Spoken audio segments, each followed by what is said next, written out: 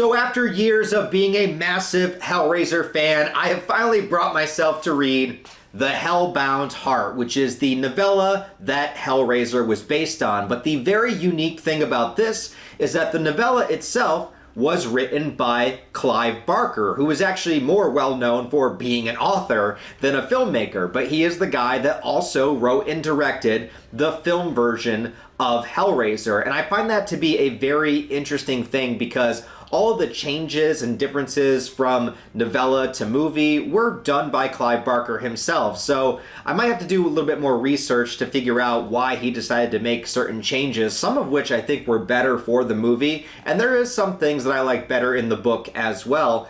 But one of the few instances where we actually have the author of the original source material go on to make the movie version. So I think that's a really cool thing. This is a very short novella. It's only like 164 pages long. I read this in about 3 hours. So, not too hard to get a hold of and not too hard to read. And after being a fan of Hellraiser for so long, I'm glad I finally read this and have a little bit more context for where it all came from.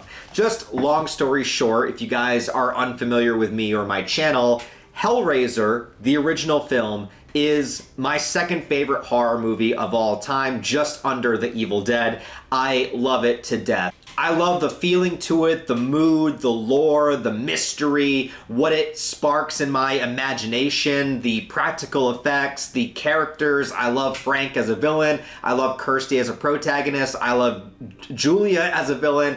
And of course, the iconic imagery of the Cenobites. I got my Cenobite figures up there that I've had since I was like 16 years old. I love that movie. I can't say the same for all of the sequels, but that's a story for another time. But the original film is one of my all-time favorites. And to this day, the style, the aesthetic, the music, everything about that film just gives me a feeling inside that almost no other horror movie ever has. So, when coming to read The Hellbound Heart, the book that it's based on, I'm going to be giving some differences and similarities between the book and the movie, and just going down a run-through of the plot, the storyline, and everything that happens in the book. So obviously, this video is going to be spoiler-filled, so go ahead and grab your Lemenchard configuration, if I said that correctly. Sit back, try to figure out the mysteries of the puzzle, and solve it, but only if you dare. Now, the book starts out very similarly to the movie, and actually the entire structure of the book is basically like scene for scene the movie, with just a few differences here. But I think the biggest difference is the opening scene, because we get a lot more information from Frank's perspective as to what's happening to him here. So it opens with him solving the puzzle box. We don't really get the scene in the china shop, although we do hear about his friends that kind of gave him information and rumblings about this box that exists that could give you the highest sensations of pleasure, the most fulfilling human experience you could possibly have, going beyond everything else. And although you don't know it right in the opening scene, you do get the impression that Frank is the kind of guy that's done and seen it all. He's traveled the world, he's hooked up with every possible type of woman, probably has tons of STDs, who knows. He's gone to the lengths to have the most amount of experience in life as possible, and nothing really fulfills him anymore. Nothing really does it for him anymore. Things are dull. So he keeps going to more and more and more extremes, trying to find the highest sensation of pleasure, which leads him to this rumor of this puzzle box that has mystical properties to it. And what I do like too is that they don't specifically mention hell in the beginning of this book, or really much at all. It's mostly just to consider like another dimension, And so he's going through, and they describe the box in interesting ways, that it has pressure points to it, it has grooves to it. In the movie, you don't really get a full understanding of how characters are solving the box. They're just kind of moving their hands around it. But in the book, they're specifically saying, like, there's these ridges here that lead to another spot that if you put the specific amount of pressure on that, it opens and accesses a different part of the box, and the box begins to change. And also, as you're opening the box, you begin to hear music. Now, this is something that's done in the movie, but in the movie, it's a little bit hard to tell that the characters are hearing the music. So the bells that chime, they chime as you get closer and closer to solving the box. And those bells are in the movie, but I always kind of considered them to be part of the score, part of the soundtrack. I didn't really understand that the characters themselves were hearing the bells. So that's an interesting development too. Now, the box opens and it creates this sort of rift in dimensions, sort of an overlap, an interstice, if you will, and Frank is face to face with what's called the Cenobites that are for the Order of Gosh. Now, the words Order of Gosh are not mentioned in the movie, and I'm still not 100% sure what that means, but I think it's just the way that the Cenobites do their business, that they are these tortured souls from perhaps opening the box at one point in time in their history, but now they've been deformed and mutilated and pushed beyond the brink to the point where they're no longer human.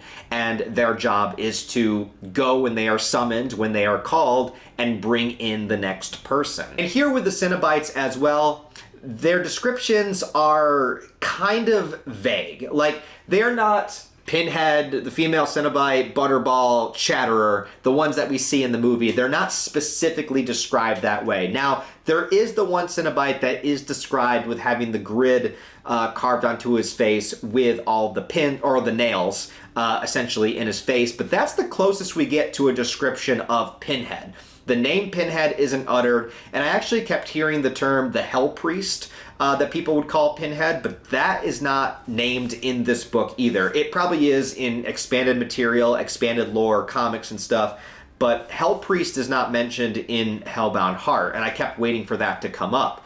So there is the one with the nails in its head, and there are other ones, and they all say that they're kind of mutilated and stitched up, and also the gender is very ambiguous, that he can't really tell if it's male or female. There's one later that is specifically female, but as far as the Cenobites that show up in Frank's room, he's not really sure what any of their genders are. So it's this kind of like ambiguous, sort of like sensual pain, pleasure, in the middle, nothing matters sort of thing, that they're just here to do their job. And I think that it's good kind of to not look at them as having a gender anyways, because I want to see them as something beyond human. Like, I want to see them to be Cenobites, to be these demonic creatures, these different beings that, like, all the shit that we would classify and identify things as humans doesn't really matter in the world that they come from. So Frank doesn't really know what to make of them, and they speak to him, they talk about why he opened the box, and he says that he wants pleasure. And he wants, and he's picturing, like, you know, this dimension filled with a bunch of naked women or whatever he can get. He wants the full extent of pleasure. And the Cenobites are like, all right, if that's what you want, but you have to understand that what we consider pleasure is far beyond the realm of normal human understanding. And Frank's like, bring it on, right? And the stuff that's not really shown in the movie, that's shown in the first scene of the book, is that Frank has this sort of heightened senses that happen. So he begins to be able to see things in ways that human perception could never see things. He starts to see the specific paint strokes on the wall from when the wall was painted. He starts to see, like, the threads in his clothing. He starts to, like, see things at a level that you could never see. Feel things at a level you can never feel. Like, he's hearing sounds, and it sounds like tornadoes and hurricanes. Like, he's hearing things just on this scope that you can't even imagine. And it starts to freak him out. Like, and this is just the beginning. And it starts to freak him out. Like, he cannot handle this enhanced sensitive. It's higher than any drug, any experience, anything that he's ever had before. He's just experiencing things on the highest possible level.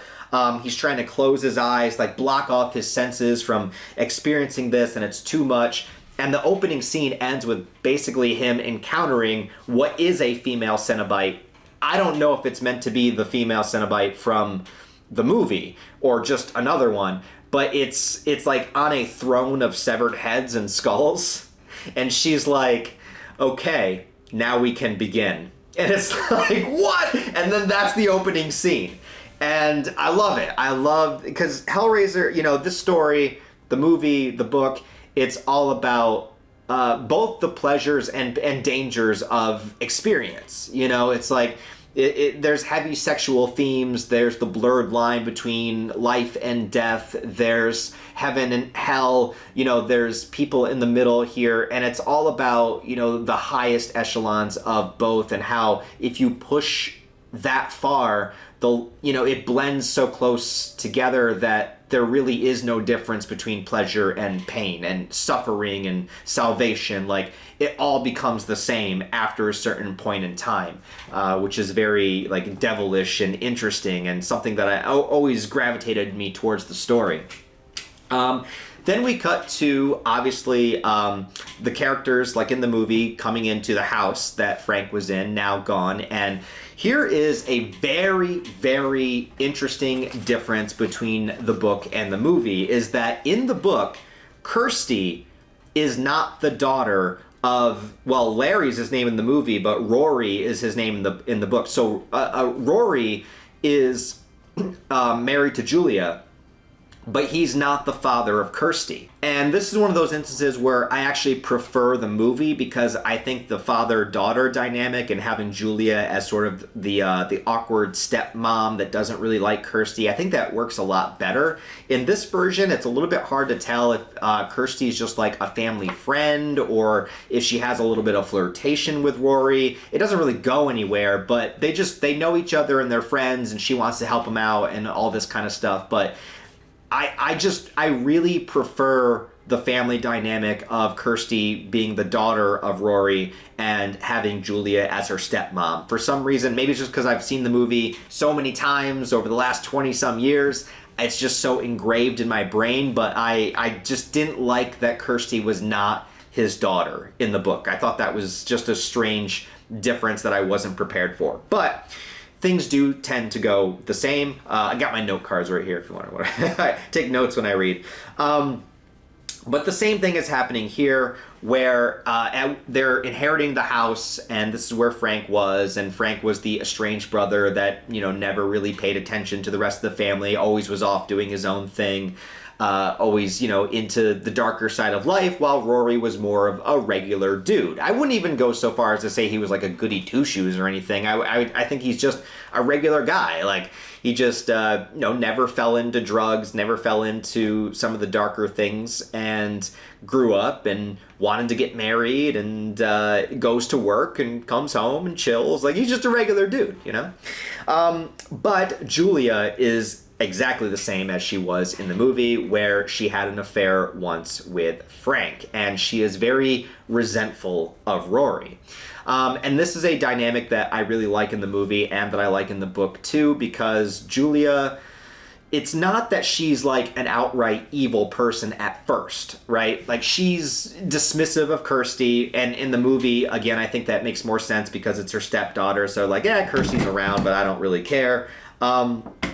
But in the book, you know, it's like, it almost seems as though she was this very desired woman in her youth, and as she got older, maybe that wasn't the same anymore. Rory was infatuated with her. She wanted to find someone to settle down with. She didn't really love Rory, but she's like, you know what? He's here. You know, he's good to me. Whatever, you know? So there's no... The idea is like, it's not that she's like specifically looking to hurt Rory. It's just he was the best option that she had at the time. But she has this desire, longing, lustful feeling for Frank, because Frank showed up one time without Rory's knowledge and basically took to Julia for a ride in her wedding dress, no doubt, no less. And gave her quite the experience, gave her quite the time, and she's always kind of longed for that moment again. But for Frank, it was just a conquest. It was just, oh yeah, you're getting married to my brother? You know, I'm going to seduce you, bang you, and leave you just to say I did, just to have something over my brother. Like, Frank is a piece of shit, basically. And so that's the same dynamic here. And so, like, you kind of get that she's, at first, just, this is where she ended up in life, and she always wanted more, But at the same time, she's holding this like terrible secret from her husband that she hooked up with his brother that, you know, is like the bane of his existence. There's also an added element here as to how Frank was resurrected. So famously in the movie, while they're moving the bed upstairs, there's this great shot that's cutting between, well, he's Larry in the movie, Rory in the book, but let's just say Rory carrying the bed upstairs, while it's intercut with Julia fantasizing about having sex with Frank, and the climax kind of happens at both times where she imagines the climax and he splits his hand open, causing blood to fall everywhere. Bodily fluids, you know, whichever direction, you know, and here we have a mix of bodily fluids. So if I understand this right, so I always wondered in the movie where the blood falls in the room where Frank died and Frank is resurrected, he comes back from hell. And I always just assumed it's because it was his brother's blood falling on the place where he had been taken into hell or where he had died essentially. But in this version, it seems to imply, and correct me if I'm wrong, that the reason Frank came back was because the blood mixed with a piece of Frank that was left over in our living world. And that piece of Frank was his jizz. So when Frank was first getting all these heightened senses that he was getting in the beginning of the book, he began to get really, really horny. And he had like so much adrenaline and so much blood pumping through him, he wanted to get rid of the feeling. So before he was taken to hell, he just whacked one off real quick. Which, I mean, if you're going to get taken to hell, I'd probably do the same thing.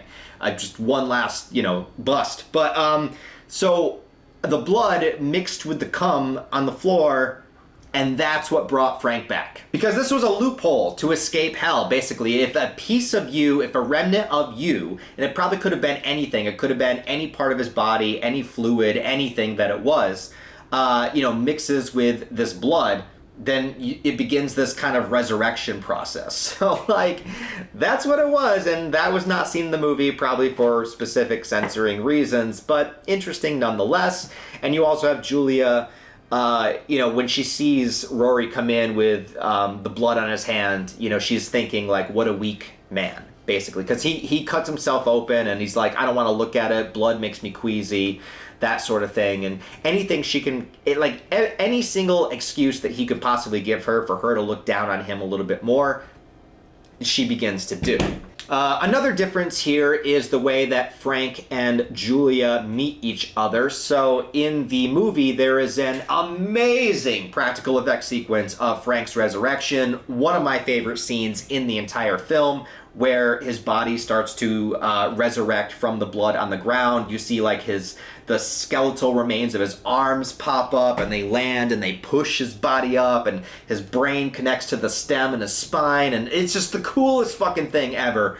But that does not happen in the book. Instead, and again, this is if I read this right, because sometimes it could be a little confusing, but it seems like the dimensional gates kind of open in the wall, and Julia sees this, so he sort of like crawls out from the wall as opposed to resurrecting out of the ground.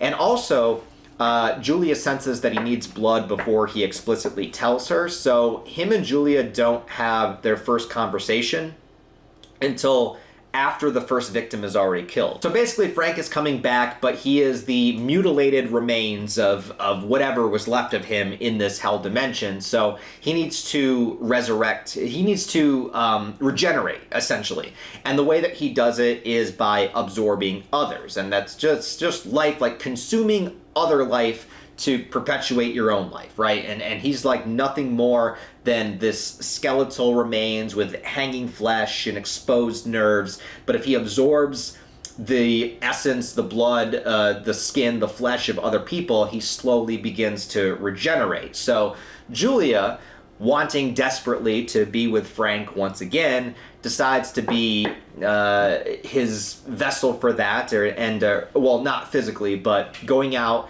and manipulating men to believe that she wants to sleep with them, bringing them back to the house, killing them, and allowing Frank to absorb them and become whole again, so that hopefully they could be together once more. And it doesn't take long for Frank to begin his manipulation of Julia, and give her, whisper sweet nothings to her and tell her how they're going to be together again, and they're going to go off together, they're going to escape. And so Julia is brought into being a murderer by the hopes, the ideals of being with Frank, again, kind of led by lust, which is, in a way, what led Frank to the puzzle box to begin with. And so as she's doing this, she begins to get a little bit more estranged from Rory because she's focusing all of her attention on Frank while trying to keep it a secret, and Rory senses that something's wrong. There's a couple of really sad scenes where he tries to initiate having sex with her, and she's either just imagining Frank or turning him down completely. The scene that happens in the movie during the thunderstorm happens where she gets intimate with Rory while Frank is watching her from a distance. In the movie, Frank comes up and he's like cutting open the rat and shit. That doesn't happen in the book, but same idea. And also, Frank doesn't have any perception of time, and so he's very curious about the outside world that he can't go into yet. So he's always looking out the window. He wants to view the storm. He's very curious about the outside world, I think, in a way that is different from the movie, where you don't... In the movie, you get more of a sense that he's just kind of this creepy creature up in the attic, but in the book, he's very much like longing, like he wants to be outside, he wants to be in the storm, he wants to feel the rain, he can't stand being trapped, he wants to get out there again. So Julia goes through and starts killing people just like in the movie, and Rory asks Kirsty, not as a daughter, to go talk to Julia, but just as a friend. You're both girls, maybe you could figure out what's going on with her in a way that I can't, yada yada. So Kirsty comes over and notices another man's jacket. She notices the other articles of clothing from the men that Julia had killed. So Kirsty is immediately assuming that she's having an affair, which she kind of is, except not with regular people, with a weird decaying corpse man. So eventually Kirsty comes upon Frank, who does try to come after her as well, and just like in the movie, she grabs the puzzle box that is still in this room and uses it as a weapon. In the book, she hits him a couple times with it. She doesn't know what it is. She's looking for any kind of object to fight back because he is actively attacking her. And who knows what he's trying to do? Is he trying to rape her? Is he trying to kill her? Both, probably. So she just grabs the closest item, smacks him across the face a few times, and then once he notices what she has, he's like, I need that. Like, give that to me. And as soon as she notices that it's important, she chucks it out the window, just like in the movie, and runs downstairs, gets out of the house with the box. And just like in the movie, she wakes up in the hospital. But here is a major difference, and this is, again, something that I like in the movie a lot better. So the scene where Kirsty solves the box in the hospital bed and meets the Cenobites is the best scene in the movie. And it's one of my favorite scenes of all time in any horror movie ever. In the book, very lackluster for how it is in the movie. In the book, only one Cenobite shows up, not all four. She doesn't meet the creature in the hallway, which I'll go into that a little bit later, but only one Cenobite shows up, not all four. They don't have a dramatic introduction, and it's kind of ambiguous, again, as to which Cenobite she's talking to. I'm assuming it's the Pinhead, the lead Cenobite, but it's kind of hard to tell. Some of the dialogue is the same, like they do say, if you're lying to me, we'll tear your soul apart. That line's in the book, but the whole scene is very, it's just under dramatic as opposed to how it is in the movie. Like, Cenobite shows up, basically says, you solved the box, did you not mean to? Whatever, that's happened before, I'm going to take you to hell. She says, no, Frank escaped you. If I lead you to him, will you take him instead of me? And they're like, well, that's unlikely, but okay, let's see what you got. So it's just like, it's the same general idea, but it's just, the drama of it is just so matter of fact, it's just so basic, where in the movie, it's like, holy fuck, if I fuck this up, these things are going to take me to hell and rip me apart. It's just like, the fear is not there in the book the way that I felt like it was in the movie. But the next scene plays out the same. She goes back to the house, and at this point, Frank is fully in desperation to get out and to, not be a corpse anymore. So instead of just absorbing flesh, he takes the flesh of Rory. So Rory is killed off screen, just like in the movie, and now he's wearing his flesh, and pretty much things play out the same. Julia steps in between them, and Frank ends up killing Julia, and he really doesn't care. He was just using her as a way to bring him victims so that he could regenerate himself. So once he does accidentally stab her. It wasn't in the movie, it seems like it's kind of intentional. In the book, it seems more of an accident, but once he does, he's just like, whatever. And then he absorbs her flesh as well. So he just keeps absorbing people. There's a little bit of a cat and mouse chase scene between him and Kirsty, just like in the movie. And the reveal scene is, again, in the book, a little bit lackluster. I think this is stuff that Clive Barker definitely expanded upon, and not just for time, but I think just expanding the idea and lore of the Cenobites more in the movie, because in the book, again, it's very just basic, simple. Like, they go into the room, Kirsty gets Frank to admit that he's Frank in Rory's skin. Cenobites show up, grab him with all the hooks and chains and tear him apart, and then they basically just let Kirsty go. They're kind of true to their word, which is like not how it is in the movie, where after they kill Frank, they're like, all right, you next. Which I think is more terrifying, because they're these demonic entities that you can't really reason or bargain with. It's also ambiguous, once again, which Cenobites show up to kill Frank. And I think the book really does a good job at the way it portrays the Cenobites for the book. It's just that I prefer the movie version because I like the 4 distinct personalities. I like the 4 distinct designs. I like seeing the Cenobites the same way I like seeing the God Hand from Berserk. It's like these all-knowing beings that have perhaps in this dimension existed for hundreds or thousands of years. They're so far beyond being human. They can't really be reasoned with. They can't really be trusted with. They're more powerful than you could possibly imagine. They exist on a level that you'll never be able to experience without, like Frank, your senses being heightened to 10,000%. So I like the final segment of the movie more, where Kirsty's kind of running from the Cenobites. But now, here's a big difference. At the end of the book, she sees Julia's body, similar to in the movie, except Julia is holding her own severed head, and Julia's gown begins to glow, the wedding gown. And the hood rises up, and it says that Kirsty sees something called the Engineer. And it's not an engineer from Prometheus, although I'd like it to be. And it's not really explained what the Engineer is. It's just said that the Engineer is above the Cenobites. So if there's a pecking order, if there's a hierarchy of this hell dimension, the Engineer, I guess, is the thing that kind of orchestrates and creates the Cenobites. Not like the Leviathan thing from Hellraiser 2, but like an entity, like a being. And it's described as being made of light in the book. Now, I was like, what the fuck is the Engineer? Because I've never heard that term in the movie. So I did do a Google search, and I looked up Hellraiser Engineer, and apparently the Engineer in the movie is the creature that Kirsty sees in the hallway. Which is bizarre to me, because in the movie it's depicted as just kind of a monster. It doesn't really seem to have any intelligence. It chases her, it attacks her, she manages to get away from it. In the book, it seems like, the Engineer is actually the one like pulling the strings of these Cenobites, or at least like it's the thing that makes them. Maybe the Cenobites do their own thing, but the Engineer is part of their creation. So the Engineer is not depicted as a monster. It's depicted kind of as just like glowing light.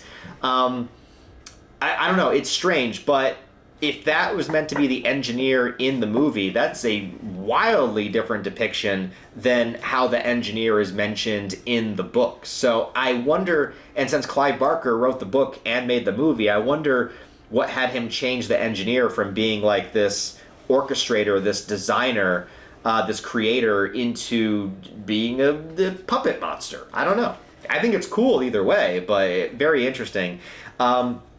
And it also says that the Engineer gives the puzzle box back to Kirsty, so now she is the one that is holding it until it reaches its next suitor. So overall, I really did enjoy the book. I thought it was interesting to see the ideas of where Hellraiser began and how it was further elaborated on in the movie. Like I said, once again, the movie is one of my all-time favorite horror films, and I enjoy the mystery of it. I know that Hellraiser has a lot of deep, intricate lore that goes beyond the movie and beyond the book, But for me personally, I think the thing that makes it the most scary to me is not really knowing or understanding the world of the Cenobites. One of the reasons I don't really like Hellraiser 2 that much is because we do see who the Cenobites were when they were human, and they revert back to being human at the end, which I think is kind of lame, admittedly. I like the idea that they are beings that maybe have existed for hundreds or thousands of years, at least in the dimension that they're from, and they are just past the point of even remembering that they ever once used to be human, if at all. And I like the mystery of that. I like wondering, were they human? How did they become Cenobites? Like, what goes on in that dimension? And I think the book gives a little bit, it gives like the perfect amount of information about the heightened senses, the things that Frank saw, the ideas of what happened, but it doesn't go into specific details about how everything works. Even the thing with the engineer, very ambiguous, just like it's just this entity above the Cenobites, okay, but we don't really need to know because we're on this puny human level, and to know these things is dangerous. To know these things is devastating. The themes of Hellraiser to me are human curiosity, what happens when you take things too far, when things become boring or bland to you, even on a different level. Julia's life and even kind of Rory's life is that, they've hit this level where things are not enough, and they're always imagining a more exaggerated world, this world of lust, this world of desire. And, even though these feelings are normal and natural to have lust, to have desire, what happens when you take it too far, you take it to the extreme, and you get to a point where, pain and pleasure are indivisible, essentially. And this natural curiosity that we have to always wonder what's next, what's the next step, what's the next stage, what's the thing that's out there. And also, as I get older, I realize it is harder and harder to feel things, I think, because you've just experienced enough life that, like, you've felt these, like, you felt love, you felt heartache, you felt losing somebody, you felt adrenalized, you felt tired, all these feelings, like, you felt it, right? So I understand the desire to want to feel something that really sticks with you and gives you that that endorphin chemical rush that maybe you haven't felt in a long time. And you have a character that is like Frank, that is addicted to that feeling, that is addicted to finding the next feeling. I think Frank works amazingly as a villain. I think he's one of my favorite villains in horror. A lot of people get the misconception about Hellraiser that, like, Pinhead or the Cenobites are the villain, but they're just kind of a neutral force that do what they're supposed to do. Frank is an excellent villain. I love all the characters in Hellraiser. I like Julia as a character. I like Kirsty. I like all of these characters a lot. And it's a movie that's always stuck with me. It's something that is always going to be in my Hellbound Heart for as long as I live. I love the story. I love the characters. I love the setting. I love the gore. I love the horror. I love the music. I love the intensity. And now I finally saw where it all started from. So if you guys have read The Hellbound Heart, let me know what you think about it down below. What are your thoughts and feelings on the book? How do you feel about the book compared to the movie? And for anybody new here, this is going to be my prelude into making a gigantic Hellraiser retrospective video, something that I have not wanted to do for a while. I've been putting it off for so long because I really don't want to watch all of the Hellraiser sequels, but it's time. And so now that I have read the prelude, I guess, now comes the films. So I am heading into making the Hellraiser retrospective for you guys, covering all of the movies and extended material. So we'll see how that goes, many of which I'll be discovering for the first time. But until then, let me know what you think of the Hellbound Heart. And I'm going to be trying to solve this puzzle box so that I can go to hell and not have to watch all of the Hellraiser movies, because even that would be better. Also, don't forget to give the video a like, thumbs up, and a comment. Help it out in the algorithm. If you want to help support the channel on a deeper level, I do have Patreon channel memberships down below. Could really use the help right now. YouTube is a cruel mistress, and although I might have like 140,000 subscribers, I barely get past, 2, 3, 4, 5,000 views per video. it's a struggle out there. So even like $1 a month would be really, really helpful. Or if you just want to like and comment, that works too. Anyways, guys, thanks for watching. I appreciate you. I'll talk to you next time.